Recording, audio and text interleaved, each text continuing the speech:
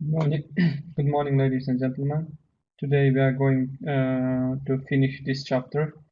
Before we finish this chapter, I would like to give some review of this chapter. Last week, as you remember, we have studied from this classical economics. So before we finish, I would like to give some review some information. What did we study last chapter?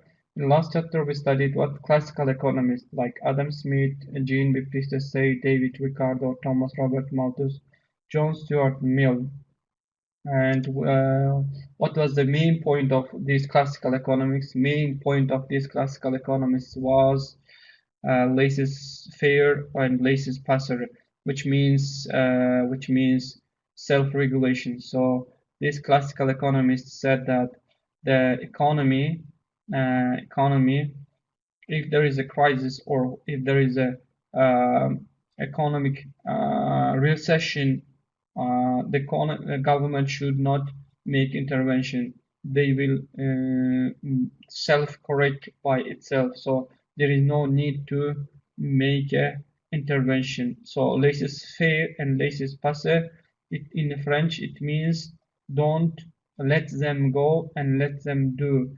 Self-regulation. Don't touch the economy. The role of government should be just to control the security part of the country, like police, like defense, and infrastructural, like building roads, but not the intervention of the economy. It was the point of classical economists. And Sai said that supply creates its own demand, so there is no need to uh, think about demand. So what you produce is already what consumed. This example I also gave last week. So credit market, I will not focus on that. So there was three situations in the economy: recessionary gap, inflationary gap, and long run equilibrium. So these things what's happening in here. So first one, this graph represents recessionary gap, and this is inflationary gap. This is balanced long run equilibrium. So self-regulating economy removing a recessionary gap. This is aggregate demand. This is short-run aggregate supply. This is long-run aggregate supply. So this is maximum full capacity that we have to use. I will pause. So let's discuss this one. Long-run average supply curve. This is as we have mentioned recessionary gap. So this is short-run average supply, and this is aggregate demand. So what happened? Aggregate demand has fallen, and people are, because there is a recession in the economy, so people are not buying in the crisis. They say that there is a crisis in the economy, so let me don't spend so much money, and that's why people stop psychological all people in the economy will stop buying goods and services, so that aggregate demand falls. In this situation, when people stop buying goods and services, according to classical economists, what should happen or what will happen? uh, well,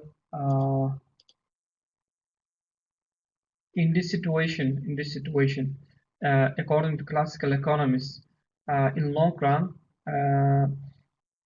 uh, unemployment will increase. Unemployment will increase. When unemployment increases, because full employment is 6,000 GDP now, it has fallen until 5,200. So GDP decreased. When GDP decreases, many people will be jobless. People will be increased.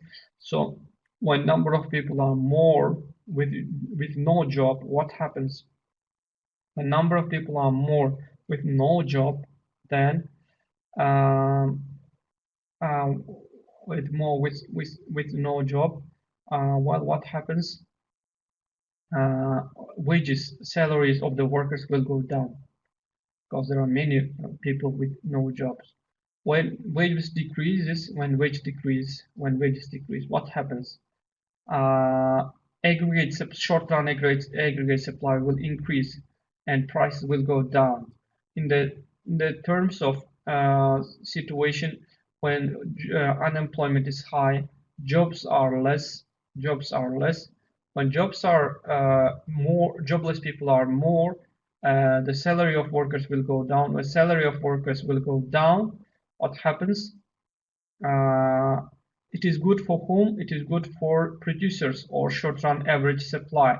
It is good for producers. So when it is good for producers, it is good for producers. Well, what happens? Uh, Short-run aggregate supply will increase. Short-run aggregate supply will increase. Well, when it increases, because why it will increase? Because uh, salaries of workers are cheap. When salaries of workers are cheap, they will say, "Oh, let me hire more workers because the salaries are cheaper." And when they produce more, prices for goods and services will decrease, and production will increase, and we will end up with a point two. It's a full. It's a full what? Full employment at 6,000 full employment, we will stop in here. So recession problem will be solved by increasing short-run average supply. Why short-run average supply increased? Because wages decreased, and when they increase the production, what happens? Because the wages are also less and cost of production is cheap, so that when they increase the amount of production, prices for goods and services will go down, and even wages are cheaper, the price is also cheaper, so that's why uh, buyers, consumers are also satisfied by that according to self-regulated. So in this position, we don't see the intervention of the government. It is self-correcting. Now let's see the situation uh, when there is an inflationary gap. When there is an inflationary gap, which means we produce more than our capacity. We produce more than our full employment. In this situation, according to self-correcting economy or according to classical economy, what happens? Uh, in this situation, it is more than full employment. So there is no fractional unemployment, there is no structural unemployment, and there is no cyclical unemployment. So workers are more. So unemployment is almost zero, we can say. So in this situation, who has power to put his conditions? Uh, So, ladies and gentlemen, I'm sorry for interrupting here. Now, you see here that we produce 6,000. It is our full capacity. Okay, this is yellow side, and we produce more than our capacity. Then what happens? People or unemployment is almost zero. Everybody has job in here. When everybody has job, uh, in long run, what will happen? Well, the workers who are working in the companies, firms, in different, let me say, situations or different parts, what happens? Uh, they will say increase our salary.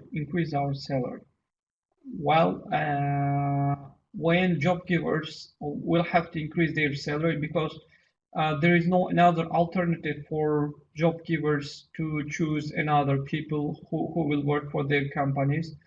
So when the contract expires, they will ask to increase the salary. When they increase the salary, the cost of production for goods and services will increase. When cost of production increases, they will say, wow, costs increased.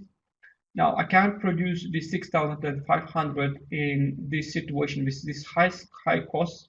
Then let me produce less. So they decrease production, supply decrease. It moves from one and end up with two. So what happens when they produce more, when they produce less? What happens? prices for goods and services will increase. At the same time, salary for goods and services also increase. Salary of workers also increase. So if, for example, if it increased for 50%, salaries also increased by 50%. So they will end up with 0.2, and in here they are you are in the balance, let me say. So this business cycle represents this what time and GDP, and this business cycle represents this inflationary gap and recessionary gap. So recessionary gap here shows that through or depression. So when this is our business cycle, okay, and this is a red line is trend or full employment, long run average supply, okay. So this is our time, this is our GDP. So what happens when it goes out of our trend or our long run? We see the recessionary gap. And then when it goes down, production goes down, we see a recessionary gap. And it increases and decreases and so on. Now, ladies and gentlemen, here the problem is that, for example, here when it increases out of our, this is full employment, you see, more than full employment we produce. So this situation is called expansion, growth, or peak, and when it's going down, we call this recession. So growth, peak, recession, depression, and expansion again. Okay, you see? So we are in the inflationary gap here. You see, this point is inflationary gap. We produce more than our full capacity. What happens? Cost for goods and services will increase. I mean, the wages will increase. When wages increases, producer will start to decrease the production, cut the production. When it cuts the production, GDP goes down, down, down, and if it continues, then there is a crisis and it will go to recession. In the recession, what happens? Unemployment increases. When unemployment increases, cost of production will decrease. So they will start to produce more. When they start to produce more, what happens? GDP again rises, and it goes up. So it changes between this red line to this is our cycle, business cycle, and always it changes like this. This is how we call business cycle. Okay. Now, the critic of self-regulating economy was John Maynard Keynes, as we have mentioned before. In his theory, he has shown this situation. You see this trend, and this is a real situation in 1992. Between 1929, we see a big Great Depression in the world economy. GDP has sharply decreased to this point, and this self-regulating economy could not fix this recessionary gap, and it could not solve this problem. And John Maynard Keynes said that now we need to solve this problem. We need to solve this problem. Government should do something against this, he said. And he said that first critics to classical economy started from John Maynard Keynes started from Say's law by saying that that people even they save $100, let's say, they don't save all of them. So for example, $40 he might save, $60 he might save at home. That's why exactly what people save is not investment, he said. He will save at home or someone else and this somewhere else, and that's why anyway, in any way, when consumption decreases, he said, when consumption decreases, total expenditure also decreases, he said, and it will not go to investment like the classical economists told. Now, the economy gets stuck in a recessionary gap. The point of Keynes was that it will stuck in point one. It will not move down. So short-run average supply curve will not short-run average supply will not move from point one to point two. He said no. Why? Because because he said that it will not move. First of all, wages are sticky. He said Plus, prices are also sticky. Now, what does sticky wages mean? He said that according to classical economists, when there is a recession, wages will go down.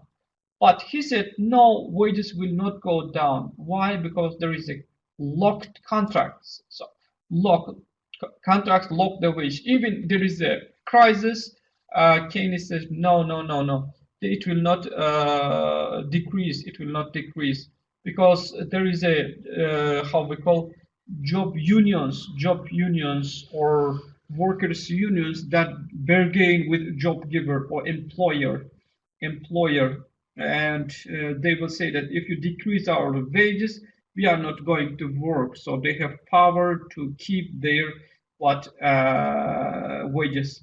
Efficiency wage models.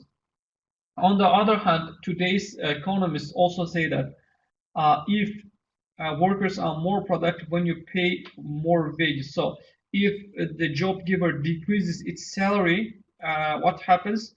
Uh, they will demotivated, then they will work less. They will work less. So when they work less, it is cost for producer. So producer will not think about decreasing the salary. That's why he said salary will not be decreased.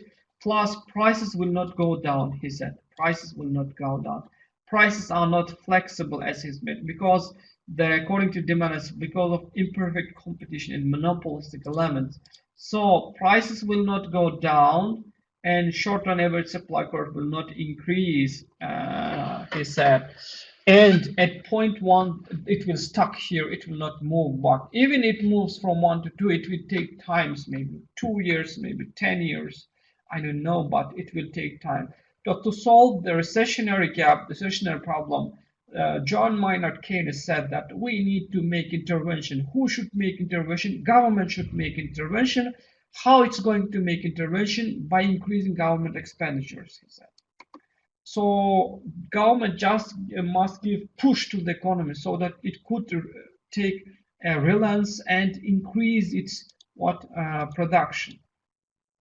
So main point difference between Keynesian economy and classical economics was that all output produced will be demanded, and Keynes said no, more output may be produced than it will be demanded. He said amount saved in the interest rate directly related. Savers save more at higher interest rates and save less in lower interest rates. But Keynes said no, it might be negative, and if interest rates are high, for example, then according to classical economics, if interest rates are high, uh,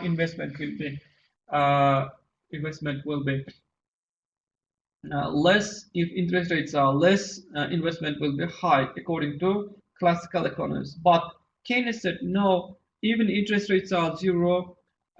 Business invest according to not only interest rates but also according to expectations. He said if the expectations are pessimistic, negative, then they will not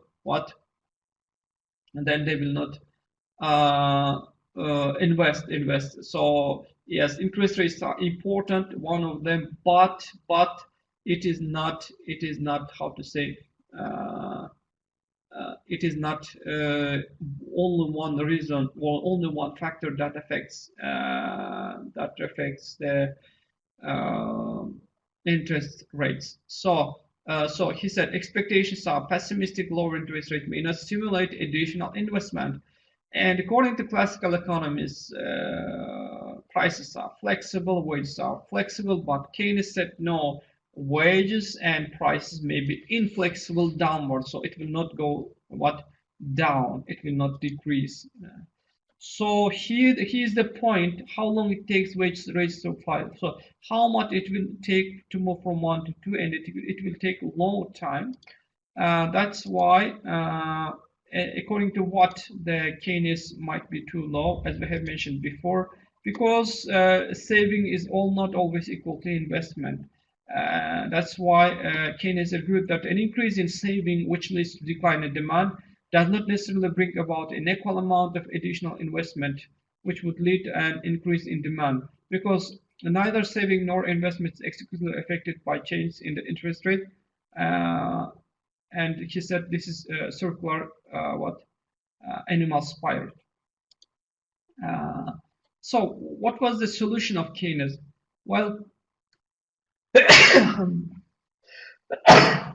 sorry. Solution of Keynes was that S plus I plus G, so the economy is closed, there is no open economy. Sorry. Consumption depends on disposable income, and consumption disposable income move the same direction. What does disposable income mean? Well, disposable income is the income minus taxes. So it is the real income that person gets after paying the taxes. When disposable income changes, consumption changes what less. The function was consumption is the function of autonomous consumption plus MPC, marginal propensity of consumption, times what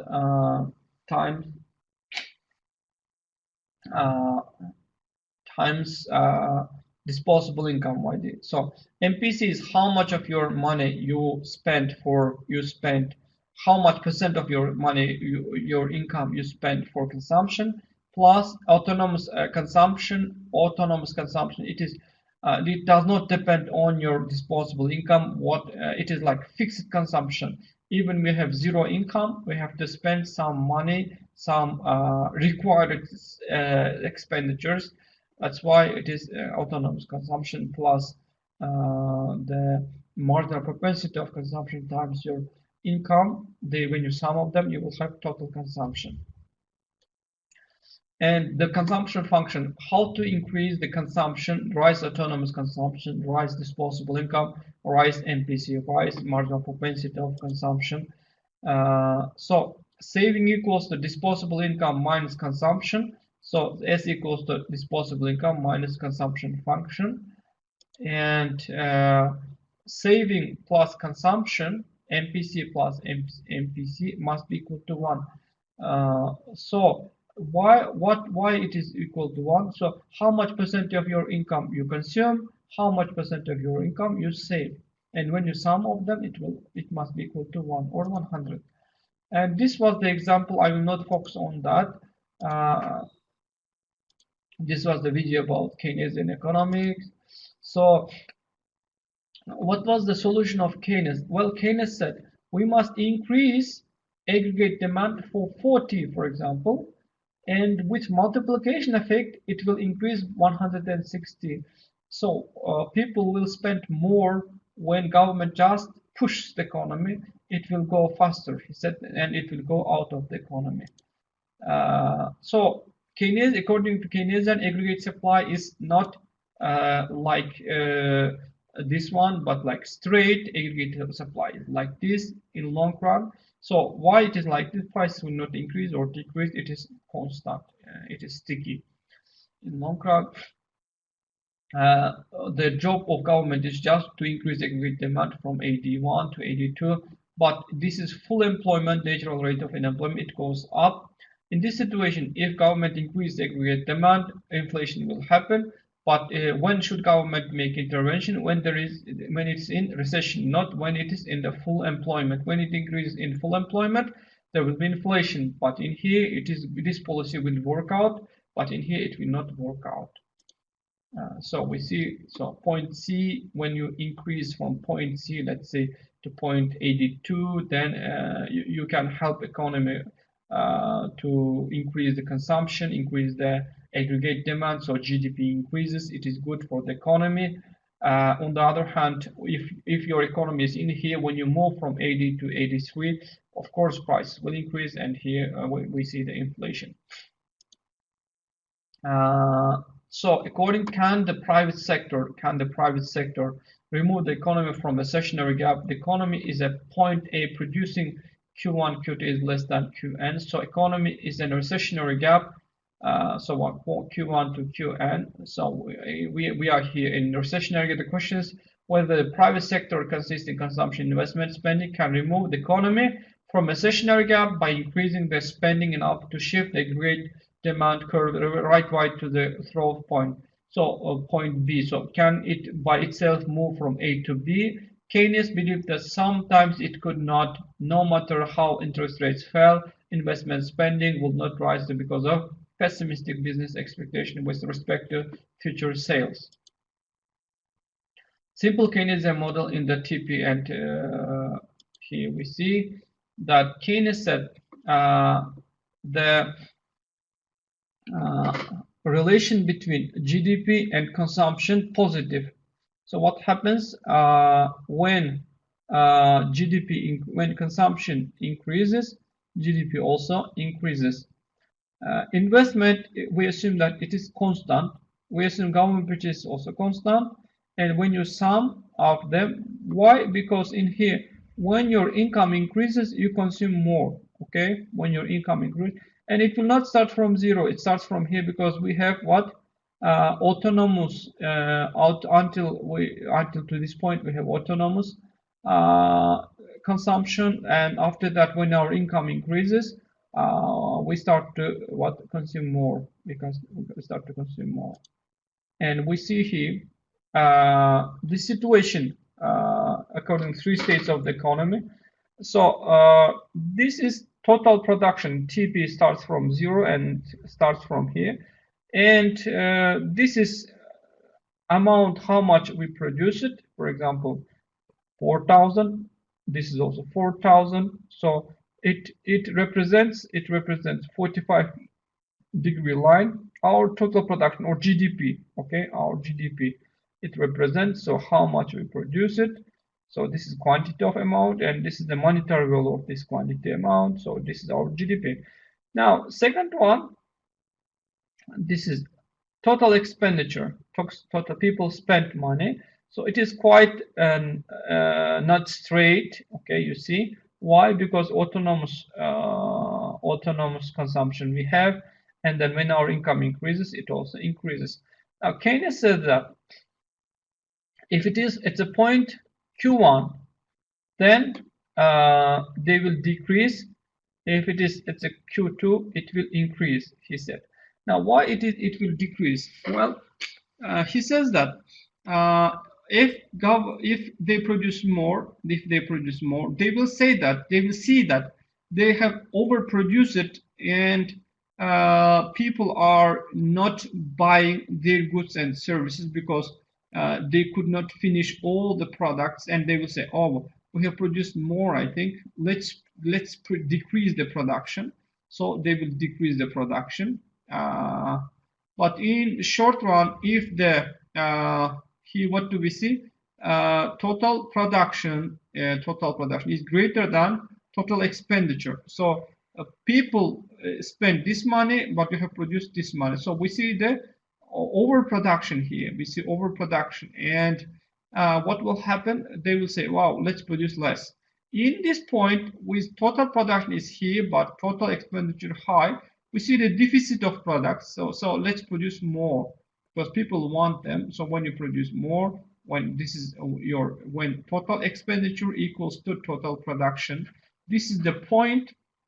So according to demand, according to people's expenditure, you must produce goods and services. This is the equilibrium, and it might be in the equilibrium even it is in the recession. Who said? Mr. Keynes. If total expenditure is less than total production, signals firms is total expenditure is less, total production is higher than total expenditure, they have overproduced.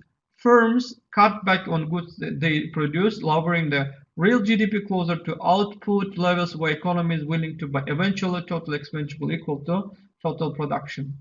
Total expenditure, if it is higher than total production, signals firms they have underproduced. They increase the quantity of goods and services, causing real GDP to rise. Eventually, total production will equal to total expenditure. So here we go. So we see here, this is our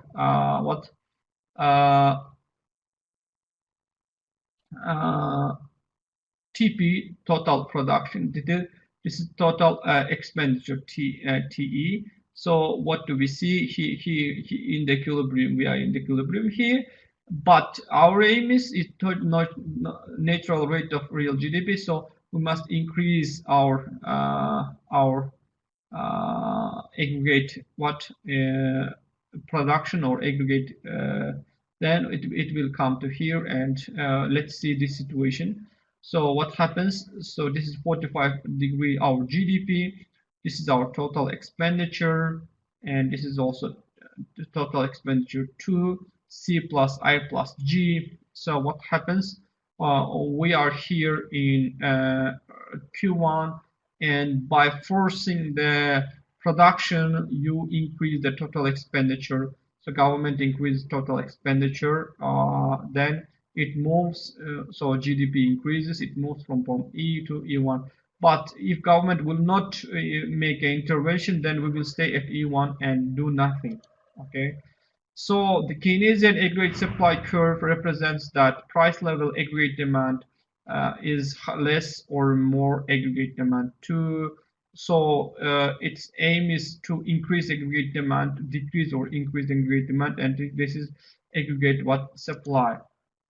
And the can private sector remove the economy from recessionary gap?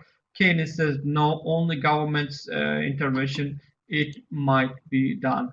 And the multiplier, and the multiplier takes time to have an effect. This process can take months. Second, the multiplier to increase real GDP will have to describe the idle resources must be exist in the expenditure round. That is all for today, ladies and gentlemen. I will see you